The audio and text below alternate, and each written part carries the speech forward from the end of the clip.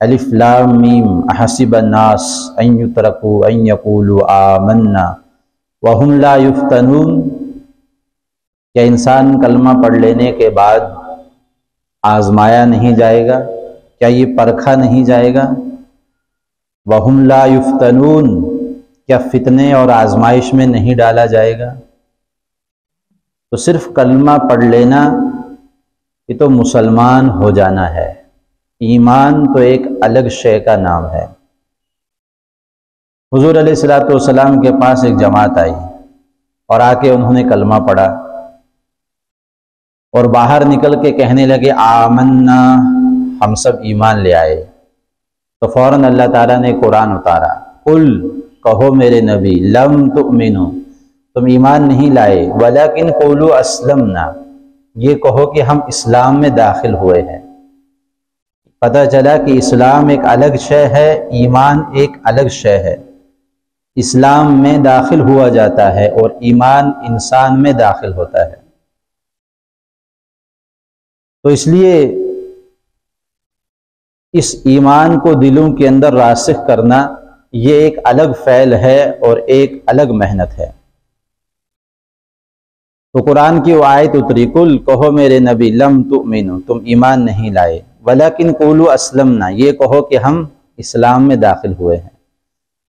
اسی رکوع میں نیچے اللہ تعالیٰ فرماتے ہیں انما المؤمنون الذین آمنوا باللہ ورسولہ، ایمان والے تو وہ ہیں جو اللہ اس کے رسول پر ایسا ایمان لے آئے، ثم لم یرتابوا، پھر ذرہ برابر بھی شک نہ کریں، وجاہدوا باموالہم وانفسہم، جو مال و جان کے جوہد سے نکل کھڑے ہو، کہاں؟ فی سبیل اللہ، اللہ کے راہ میں، اولئک ھم الصادقون، یہ لوگ اپنے ایمان کا سچا دعویٰ کرنے والے ہیں۔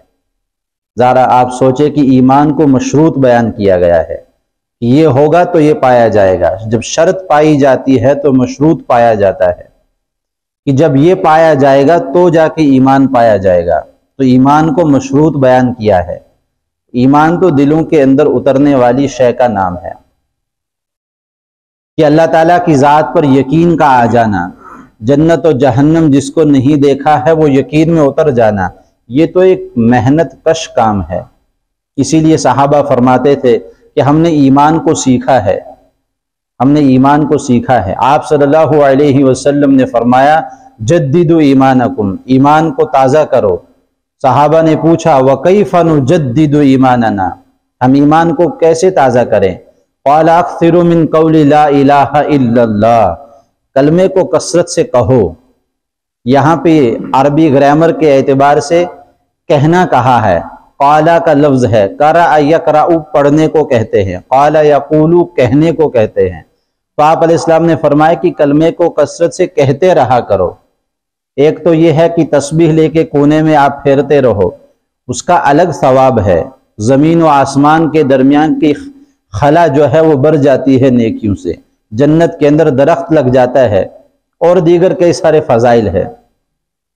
لیکن ایمان جو اضافہ ہوگا، ایمان جو بڑھے گا، اس کے لیے تو ضروری ہے کہ ایمان کو کہا جائے۔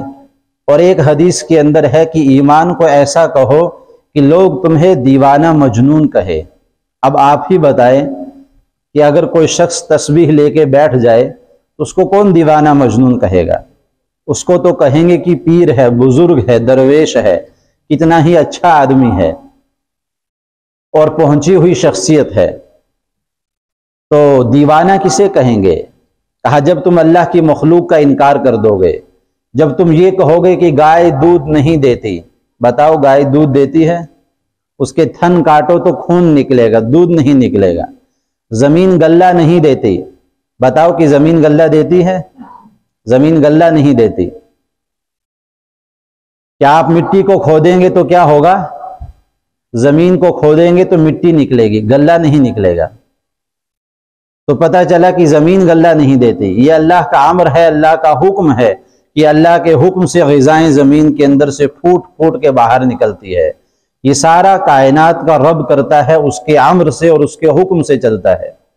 سارا نظام اللہ کے حکم اور امر سے چلتا ہے۔ تو اس لیے کہ کلمے کو تم ایسا کہو کہ لوگ تمہیں دیوانہ اور مجنون کہے۔ جب تم کہو کہ تمہاری دکان سے کچھ نہیں ہونا ہے، کائنات کا رب ہے جو کھلاتا ہے۔ پتھر کے بت پہ یقین رکھنے والا اگر مشرک ہے، کہ پتھر کی دکان پہ یقین رکھنے والا مومن کیسے ہو جاتا ہے؟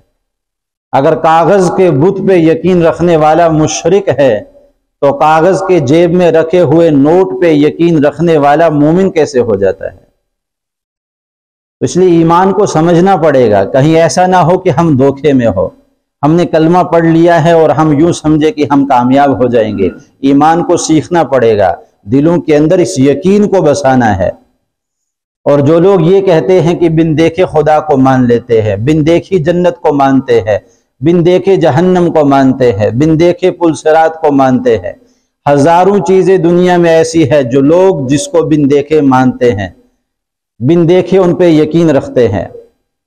آپ بتائیں کہ جس شخص نے تاج محل نہیں دیکھا ہوگا لیکن بغیر دیکھے تاج محل کے ہونے کا 100% یقین اس کے دل کے اندر ہے، کیونکہ اس نے اخبار میں دیکھا ہے، خبروں میں سنا ہے، پفیرا بائی اس کا جا کے دیکھ کے آیا ہے۔ جب تمہیں پفیرے بائی کی خبر پر یقین ہے تو محمد صلی اللہ علیہ وسلم کی خبر پر یقین کیوں نہیں ہے؟ کہ آپ صلی اللہ علیہ وسلم جنت کو دیکھ کے آئے ہیں، جہنم کو دیکھ کے آئے ہیں، پل صراط کو دیکھ کر آئے ہیں، اللہ کو دیکھ کر آئے ہیں، تو ان ساری چیزوں کے اوپر یقین کیوں نہیں؟ آپ ذرا سمجھے تو صحیح۔ اس لیے ایمان تو غیب ہی کا ہے کہ بغیر دیکھے اللہ کا یقین آ جائے۔ جو شخص حج کو نہیں گیا ہے، بتاؤ بیت اللہ کے ہونے کا یقین ہے یا نہیں ہے؟ تو بغیر دیکھے جب بیت اللہ کا یقین ہے، بغیر دیکھے کائنات کے رب کا یقین کیوں نہیں ہے؟ جبکہ وَسَنُرِيهِمْ آيَاتِنَا فِي الْآفَاقِ، کائنات میں اس کی نشانیاں بھی ہے، وَفِي أَنفُسِهِمْ، تمہارے اندر بھی اللہ کی نشانیاں ہیں۔ انسان غور کر لے تو کائنات کے رب کا یقین آ جاتا ہے۔ کوئی ہے فَذَلِكُمُ اللَّهُ رَبُّكُمُ الْحَقِّ، کوئی ہے کائنات کا رب جس نے پوری کائنات کے نظام کو چلا رکھا ہے، جس نے آسمان کو تھام رکھا ہے، اس زمین کو بچھا رکھا ہے۔ فَذَلِكُمُ اللَّهُ رَبُّكُمُ الْحَقِّ، کائنات کا ایک رب ہے، اس کے یقین کو دلوں کے اندر اتارنا۔ ایسا نہ ہو کہ ہمارے علم میں یہ بات ہو آسمان اللہ نے بنایا ہے، زمین اللہ نے بنائی ہے، اس کو علم میں نہیں یقین میں اتارنا پڑے گا۔ اس لیے کہ اس علم کی بنیاد پہ، اس معلومات کی بنیاد پہ کامیابی نہیں ہونے والی ہے، یقین کی بنیاد پہ کامیابی ہونے والی ہے۔ اس لیے اس یقین کو سیکھنا پڑے گا۔ صحابہ کہتے تھے کہ ہم نے تو ایمان کو سیکھا ہے۔ آپ صلی اللہ علیہ وسلم یوں فرما رہے کہ جددوا ایمانکم، ایمان کو سیکھو۔ صحابہ باہر نکلتے، ابو ہریرہ رضی اللہ تعالی عنہ باہر نکلے، محدث ہیں، آپ باہر نکل کے کہتے ہیں یا اہل السوق، اے بازار والو، ما عجزکم، کس چیز نے تمہیں عاجز کر دیا ہے؟ لوگ دوڑتے ہوئے مسجد آئے، یقرؤون القرآن، لوگ قرآن پڑھ رہے، یتذاکرون الحلال والحرام، ایمان کے تعلیم کے حلقے چل رہے ہیں، ویصلون الصلاۃ، لوگ نمازیں پڑھ رہے ہیں، نمازیں سیکھ رہے ہیں۔ آپ دیکھو کہ نبی کی مسجد میں یہ سارے کام ہو رہے ہیں صلی اللہ علیہ وسلم۔ کہ صحابہ ایمان کو سیکھتے۔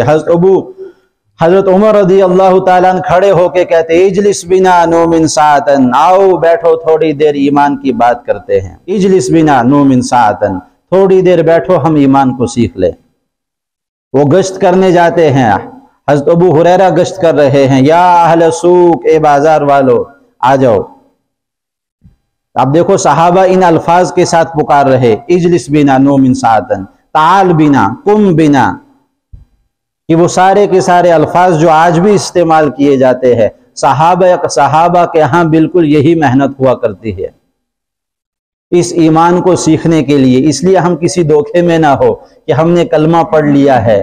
کلمہ پڑھ لینا بھی بہت بڑی بات ہے، لیکن اس کلمے کے مطابق زندگی کو گزارنا اور اس کلمے کے یقین کو دلوں کے اندر اتار دینا، یہ ایک الگ محنت ہے۔ کل شیء بقدر، ساری کی ساری چیزیں مقدر سے طے ہوتی ہے، ساری کی ساری چیزیں تقدیر سے طے ہوتی ہے۔ حتی العجز والکیس،